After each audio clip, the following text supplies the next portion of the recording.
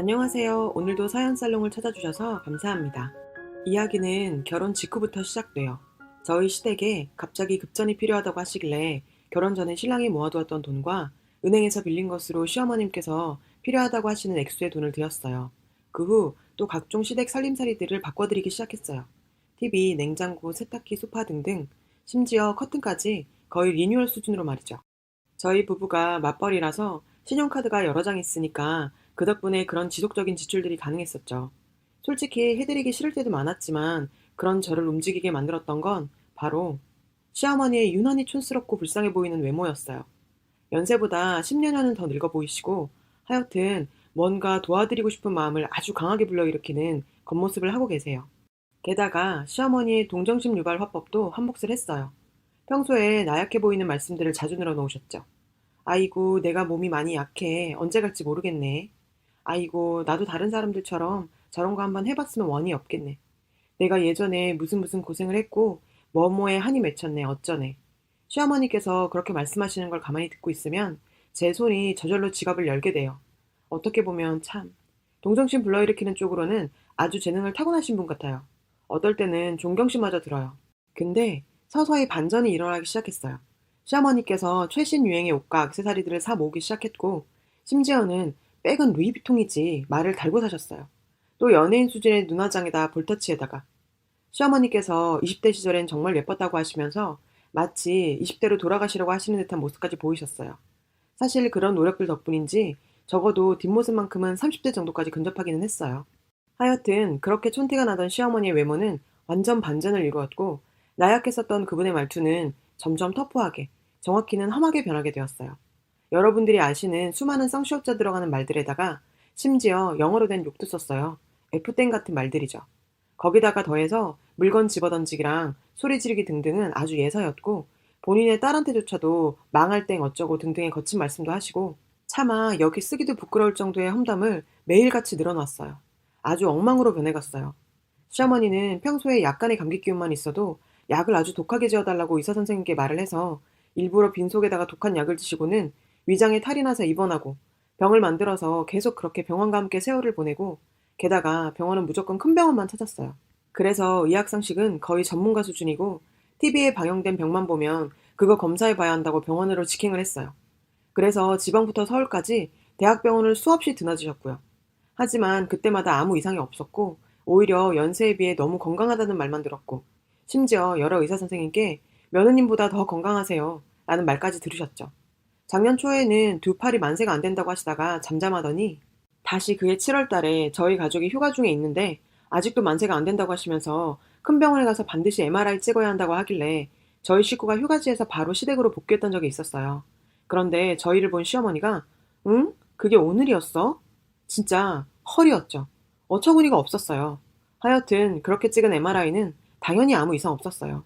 오히려 너무 건강하시고 그래서 처방은 신경 안정제기통으로 드셔야 한다고 의사 선생님이 말씀하시더군요. 진짜 팔에는 아무 문제 없던데 왜 그러는 건지 모르겠어요. 아마도 어쩌면 시어머니께서 저희 가족이 휴가를 보내는 게 짜증나서 어떻게든 방해할 핑계를 찾다 보니 그런 게 아닌가 하는 그런 생각까지 들더군요. 그런데 여기서 더욱 저를 짜증나게 하는 건 이렇게 매번 당하면서도 항상 시어머니 하자는 대로 다 해야만 한다고 주장하는 우리 남편이에요. 에휴, 시어머니는 아침에 기상 후에 본인의 신체를 쭉 살피는 시간을 가져요. 그런 후에 못 보던 작은 점이라도 발견되면 점을 빼러 성형외과로, 피부에 아주 작은 뽀드락지라도 하나 생기면 피부과로 직행해요. 병원에서 굳이 치료 안 해도 된다고 아무리 말려도 소용없어요. 사람이 큰일 나게 생겼는데 그냥 둘 거야? 라며 하도 소란을 떨어서 결국은 좁쌀만한 상처들 하나하나 다 소독하고 치료하고 약을 처방받으셨어요.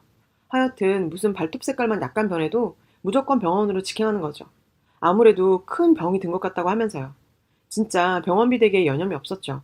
게다가 최근에는 성형외과를 찾아 각종 시술까지 받으시고 있어요. 참. 아무 이상도 없는데 매번 그러는 시어머니 덕분에 1년 병원비와 성형 비용이 거의 900만 원이 넘게 들어요. 게다가 틈틈이 입원도 해버려서 제가 또 병실로 찾아가 봐야 되기 때문에 시간도 돈도 많이 들어요. 무슨 상상병증도 아니고요. 그러길 한 3년을 하다 보니 이제는 더 이상 갈 병원도 없어지고 진료하신 의사 선생님 한 분은 차라리 심리치료를 해드리라고 권해주더군요. 그러나 저희 시어머니께서 정신과는 또 절대로 안 간다고 아주 난리를 치셨죠. 그 이후부터는 그래도 좀 잠잠해졌어요. 그리고 시어머니 생신 때마다 한바탕 전쟁이 시작됐어요. 저희가 선물로 뭐가 필요하냐고 직접 말씀을 드릴 때는 아무것도 필요 없으니까 사오지 마라고 하셨다가 생신 약 한 달 전부터는 딸을 동원해서 엄청 전달해요. 선물로 성형을 해달라, 명품백을 사달라, 해외여행을 시켜달라 등등. 실제로 시어머니께서 해외여행은 엄청 가셨어요. 그리고 막상 생신날이 되면 집에 식재료가 다 있으니까 그냥 몸만 오라고 했다가 나중에 저희더러 왜 아무것도 안 사왔냐고 하면서 또 거친 말을 퍼부어요. 매번 그런 식이에요. 어쩌다 가족 모임이 있으면 밥숟가락을 여러 번 들었다가 놨다가 하면서 또 젓가락으로 음식을 뒤적거리면서 오늘은 밥이 잘 안 먹히네. 내가 요즘 몸이 안 좋아진 것 같아. 라고 하며 식구들의 관심을 끌다가 또 저랑 둘만 있을 땐 밥통째로 엄청난 양으로 한 그릇 뚝딱 하시고 그럴 땐 참 5살 애기 같기도 하고 밉상스럽기도 하고 뭐 그랬어요. 그런 시어머니에게 환갑이 다가왔어요. 워낙에 생일에 예민하신 분이라서 환갑이 되던 해 연초에 저희가 2가지 제안을 드렸어요. 첫 번째는 유럽 여행, 두 번째는 지인들과의 환갑 파티. 그랬더니 하시는 말씀이 요즘 환갑이라고 파티 같은 거 하는 사람이 어딨냐고 당연히 해외여행을 다녀오겠다고 하셨어요. 생일날 당일은 아무래도 바쁠 테니 미리 다녀온다고 하시며 엄청 비싼 패키지 여행 상품으로 직접 예약까지 하고 다녀오셨어요. 그러다가 환갑날 일주일 전에 시어머니께서 친구들 보기 부끄러워 생일날 그냥 있을 수가 없다고 하며 국내 여행 또 하셨어요. 그리고 생신 당일날 친척 지인분들 다 불러서 뷔페 예약해놓았다고 하시며 이제 와서 뭐 어쩔 수 없다고 저희더러 카드를 달라고 하셔서 그걸로 결제를 했어요. 어쨌든 그렇게 해서 시어머니 환갑을 위해 저희는 1,000만 원 넘게 지출해야만 했어요. 저희 부부는 원래 시작할 때부터 마이너스였기 때문에 반 전세집에 살면서 맞벌이를 하고 있는 상황이었어요. 저희 형편 알면서도 1,000만 원이 넘는 액수의 돈을 아무 생각 없이 쓴다는 게 도저히 이해할 수가 없었어요. 아무리 자식된 도리를 다 해야 한다고 해도 저희 시어머니는 달라도 많이 달랐어요. 아들 가진 대한민국의 시어머니들이 다 이런 식으로 사는 게 아니잖아요. 유독 저희 시어머니가 심하신 것 같아요. 어쩌다 저희가 급한 볼일이 있어서 시어머니께 아이들을 맡기면 흔쾌히 봐준다고 하시고선 나중에 가서는 너무 힘들다고 온갖 시댁 식구들한테 다 연락을 해서는 아주 힘들어 못 살겠다고 하셨어요. 힘든 자기 좀 돌보러 오라고 난리를 치셨죠. 그리고 나중에 저희 아이들 찾으러 가보면 아주 그냥 가관이었어요. 불러 모은 시댁 식구들은 한자리에 모여있고 저희 부부에게 쏟아지는 눈총이 아주 장난이 아니에요. 정말 괴로워 죽을 것 같았어요. 한편으로는 저희 남편이 참 불쌍하다고 생각했어요. 저렇게 불량스러운 엄마 밑에서 자라면서 얼마나 힘들었을까 하고 생각을 해요. 근데 정신 차리고 보면 남편은 자기 엄마가 이상하다는 생각을 거의 못하는 것 같더라고요. 신랑 어릴 때 얘기를 들어보면 시어머니는 톡하면 아프다고 자리에 드러눕고 하늘나라로 확 가버린다고 악에 받쳐서 소리치면서 정작 별로 해롭지도 않은 약을 억지로 잔뜩 마시고 병원에 실려가서 위세척을 했대요. 정말이지 한시도 편할 날이 없었던 것 같더라고요. 그래서 남편도 적응이 돼서 아무렇지 않게 생각하는 것 같았어요. 오히려 제가 이상하다는 듯 행동을 했어요. 자식들 살림살이에 어떻게 되든 말든 병원비에다가 여행에다가 생신에다가 덕분에 결혼 몇 년간 저희 살림은 늘어날 까망이 전혀 없었죠. 오히려 빚이 많이 늘지 않은 걸로 감사해야 할 지경이더군요. 더군다나 시어머니께서 집안일에는 일절 손도 안 대시는 스타일이에요.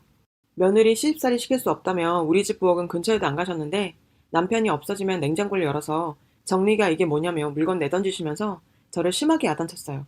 제가 참 돌아버릴 것만 같았죠. 부모님이 살아계신 것만으로도 다행이니 감사하게 생각하고 효도하면서 살아가자. 부모님의 은혜로운 부분만을 생각하며 잘해드리자. 그런 식으로 생각을 바꾸어 보려고 노력도 많이 했었지만 정말 사소한 불만이 있어도 제 눈을 확 째려보면서 거친 말을 쏟아내는 시어머니를 보고 있으면 그 미움의 감정을 말로 다 표현할 수가 없네요. 그래도 부모님 계실 적에 잘하자. 그렇게 머리로는 이해하는데 마음은 그게 잘 안 됐어요. 저도 감정이란 게 있으니까요. 그래도 잘 살아보려고 심리학에 관련된 서적들도 많이 보고 나름 피해 심리 같은 것에 대해서 연구도 해봤어요. 시어머니 말씀으로는 젊으셨을 때 너무 고된 시집살이를 해서 가슴에 화가 맺혀서 그렇다고 하더군요. 그래서 남편에게 증시모님이 얼마나 어머님에게 못되게 했으면 어머님이 저러실까 했더니 남편이 뭔 소리냐며 우리 할머니 일찍 돌아가셔서 엄마는 만난 적도 없다고 하네요. 그때부터 참아왔던 분노가 터지기 시작했어요. 끊임없는 시어머니에 대한 지출과 과장된 거짓으로 남편과 전 하루가 멀다 하고 싸웠어요. 결국 돈 앞에서는 장사 없다는 말처럼 시어머니에게 쓴 돈 때문에 마이너스에 허덕였어요. 그런데도 남편은 우리가 좀 더 벌어서 갚으면 된다고 아무렇지도 않게 말하더라고요. 제가 참다 남편이란 사람이 조금이라도 우리 가족을 생각한다면 그게 할 소리야? 라고 소리 질렀어요. 시어머니의 행동은 정상이 아니라 우리 모두를 파괴하고 있다고요. 하지만 남편은 단호했어요. 우리 엄마를 이상한 사람으로 보는 네가 더 이상한 거 아니야? 그깟 돈 얼마나 한다고 사람 이렇게 어이없게 하는데? 라고 하더군요. 그깟 돈?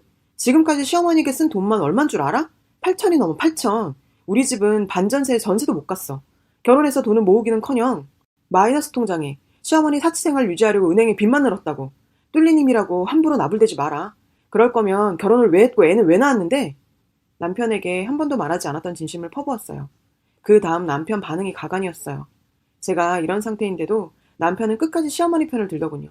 우리 엄마가 뭘 잘못했냐면서 그래도 부모인데 뭐가 그리 못마땅하냐고 하더군요. 남편의 말과 행동에 이혼을 결심했어요. 이왕 이렇게 된 거 할 말은 해야죠. 야, 그럼 네 엄마가 비정상이지 정상이냐?